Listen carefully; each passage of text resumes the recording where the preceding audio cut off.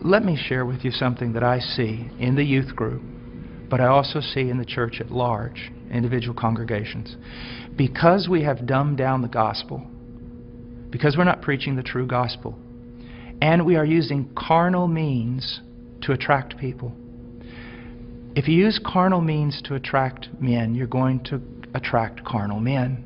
And you're going to have to keep using greater carnal means to keep them in the church. So what has happened is this. We have these large churches filled with many unconverted carnal people. But in those churches, we also have this small group of people that honestly want Christ. And they honestly want His Word. And they honestly want to be transformed. They don't need anything else. All they need is true worship of the true God and Scripture being preached to them and lived out before them. That's what they want. Now I want to tell you the great sin of the American pastor. And this has got me in a lot of trouble, but it's true. This small group of converted people in that local church, all they want is Jesus. And all they want to do is the right thing. They want purity, they want truth, they want Christ. But the pastor, in order to keep this larger group of unconverted people, he caters to them.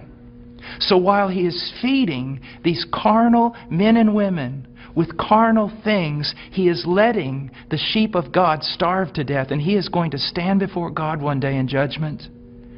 Listen, brother, if my wife was going grocery shopping, and when she was going out to her car, some men assailed her, attacked her brutally, and you walked by, and you did not want to get involved because you didn't want to cause trouble, you didn't want to put yourself in harm's way, you just wanted everything to go smooth.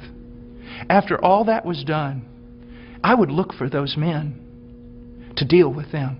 But I want you to know this, I'd look for you too. Because you had a chance to stand for my wife, my bride. And out of self-preservation or wrong ideas, you did not do it. You're just as much responsible as those men who attacked her. And that's what's happening all throughout America with pastors.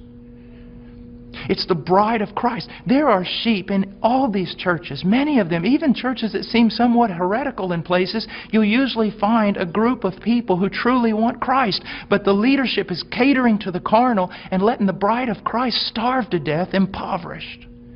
And that is wrong. And there's going to be judgment for it. And the same thing is happening to the youth.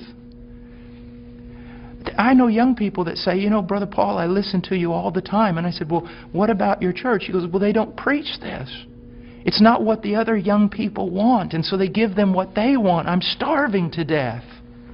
A little child of God, it would be better that a millstone be tied around your neck than you cause this little one to